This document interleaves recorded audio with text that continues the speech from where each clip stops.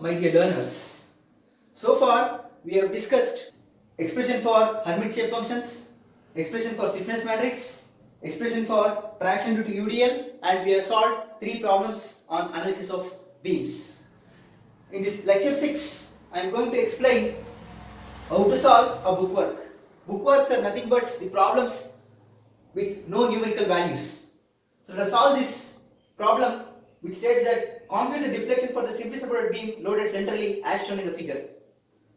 So if you clearly observe the problem has a symmetry about node 2. If I draw a perpendicular line passing through the node 2, the problem is symmetric in nature. Due to the symmetry of loading condition, due to symmetry of material property, I can take the deflection at node 2 is equal to 0. This is a very important node one should know to solve the problems on symmetries. So in the first step, I should move for finite element model.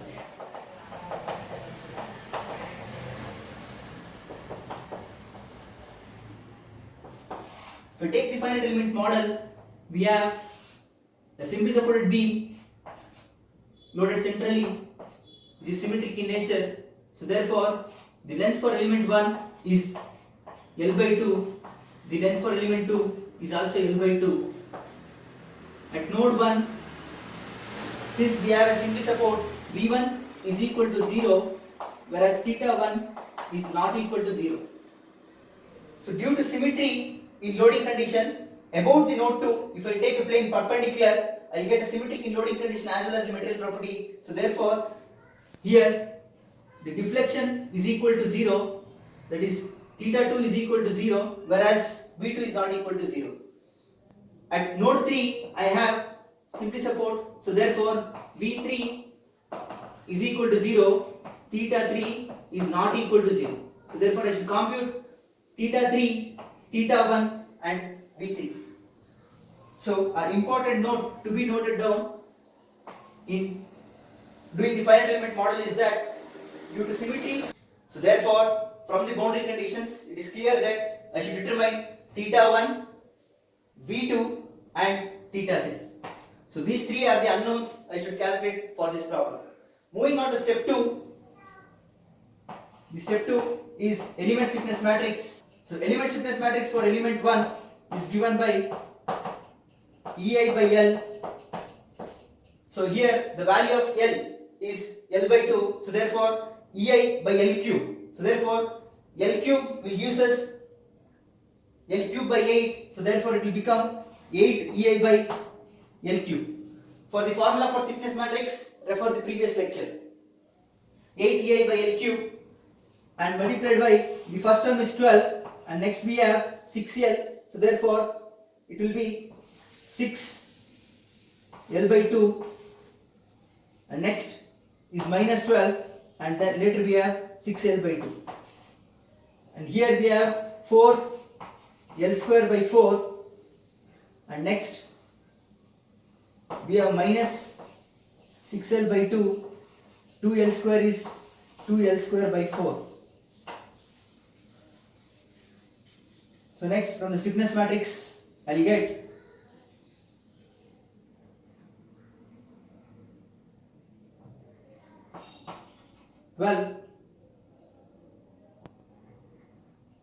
minus 6 L by 2, 4 L square by 4.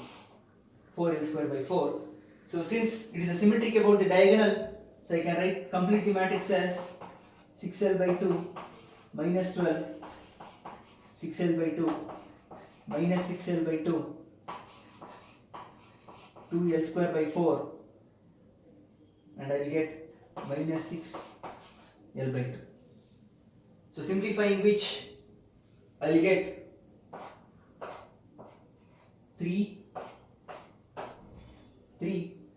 so 4 will get cancelled, here I will get 3, so here I will get 3, so here I will get L square by 2. So similarly you can simplify. So for element 1, the nodal variables are V1 theta 1 and V2 theta 2. So if I mark that, I will get V1 theta 1, V2 theta 2. V1 theta 1 V2 theta 2. So next for element 2, it will remain same because the values of Young's modulus, moment of area, moment of inertia, length, everything is same. So therefore stiffness matrix for element 2 will be 8 EI by L cube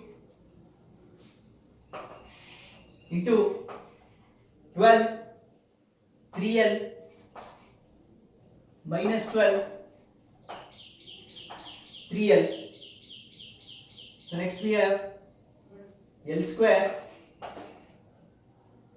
minus 3L L square by 2. So next I will get 12 minus 3L, and at last I have L square. So due to symmetry I can complete it as 3L minus 12 3L minus 3L L square by 2 minus 3L. The simplification of this is I have written here, and these two matrices are same. So whereas but the nodal variables for element 2 are V2 theta 2 and V3 theta 3. So if I write that, I will get V2 theta 2 V3 theta 3, V2 theta 2 V3 theta 3. So moving on to the third step, that is global stiffness matrix. As we all know, for analysis of beams, the global stiffness matrix is of the order of 2n cross 2n, where n is number of nodes. This is because of the reason each node has 2 degrees of freedom. So therefore, the problem contains 3 nodes. So therefore, the order of the global stiffness matrix is 6 cross 6, which are nothing but the nodal variables. The nodal variables are V1 theta 1, V2 theta 2, and V3 theta 3. So therefore, the global stiffness matrix will be K matrix is equal to 8 EI by L cube. So if I write V1 theta 1, V2 theta 2, V3 theta 3, and if I write V1 theta 1, V2 theta 2, V3 theta 3. So consider the first 4 elements, the order is V1 theta 1, V1 theta 1. So therefore it will fit as V1 theta 1, V1 theta 1. So it will be 12 3L L square. Moving on to next 4, the order is V2 theta 2, V1 theta 1. So therefore the order is V2 theta 2, V1 theta 1.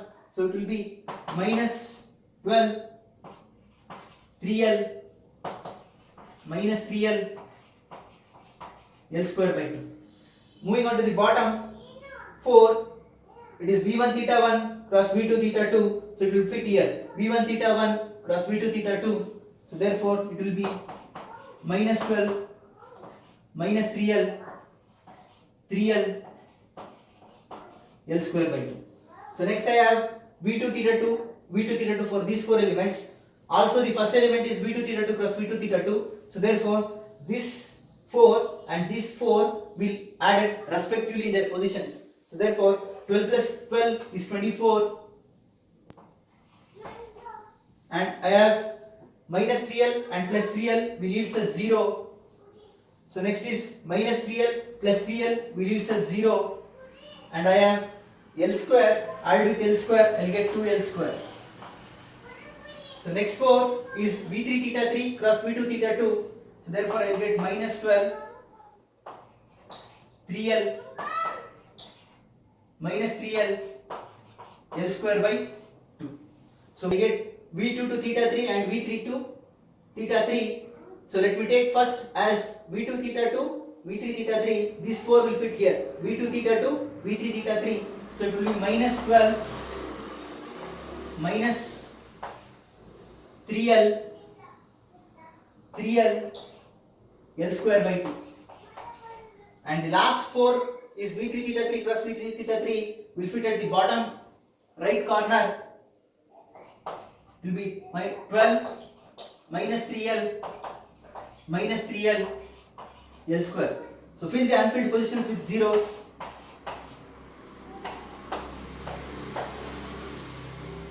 Move on to calculate the element load vectors. If you clearly observe the problem, there is no individual loading for each element.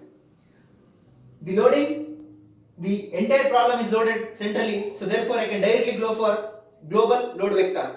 At node 1 we don't have any load and any moment. At node 2 we have negative load as minus p, moment is 0. Whereas at node 3 we don't have any load and any moments. So therefore directly I can go for global load vector. The global load vector will be, so the global load vector will be F is equal to, at node 1 we don't have any load, we don't have any moment. At node 2 I have load as minus p, moment is 0. At node 3 I don't have any load, I don't have any moments. So next step is to use equilibrium equation application of boundary condition. Let us move on to step 5. So step 5 will be, the equation is K matrix into Q matrix is equal to F. The boundary condition for this problem are V1 is equal to theta 2, which is equal to V3, are all equal to 0. So now I have the K matrix. So this is the K matrix. This should be multiplied with Q. So Q matrix is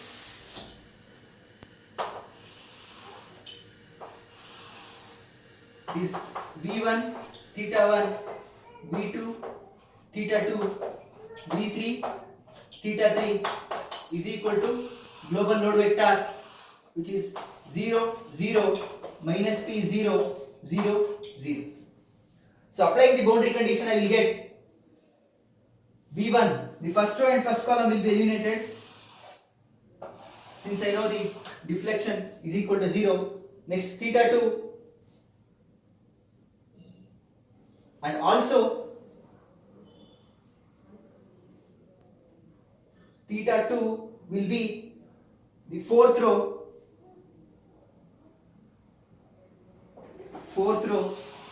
and fourth column.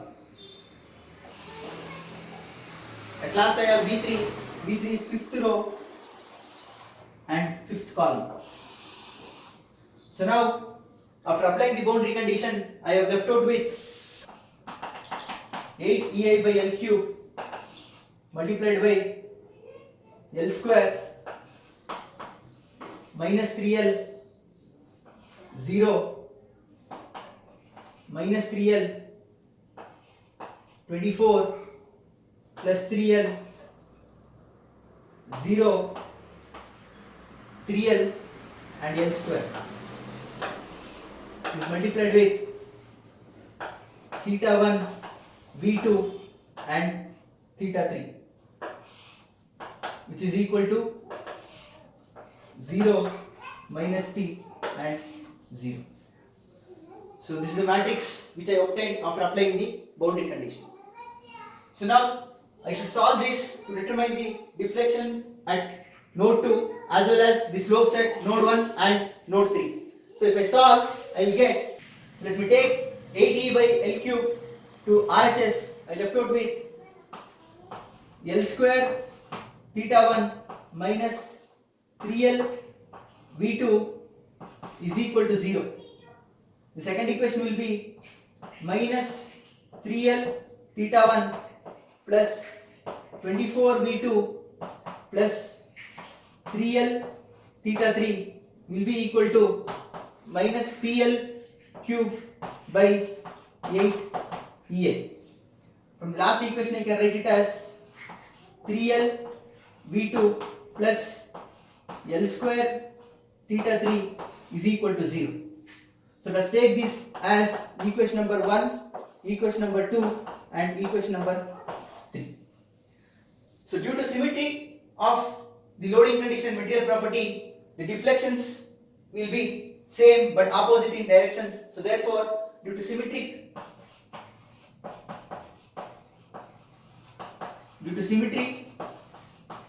about node 2, I can take theta 1 or I can also write theta 3 is equal to minus of theta 1. So if I use this theta 3 is equal to minus theta 1, the problem reduces to, from equation 1, V2 is equal to theta 1 divided by 3. V2 is equal to L theta 1 divided by 3. In equation 2, directly I will get the values of theta 1. So this is from equation 1. So from equation 2, if I substitute the known values, it is minus 3L theta 1 plus 24L theta 1 by 3 minus 3L theta 1 is equal to minus PL cube by 8 EI. So therefore the value of theta 1 will be, so I get minus 6L theta 1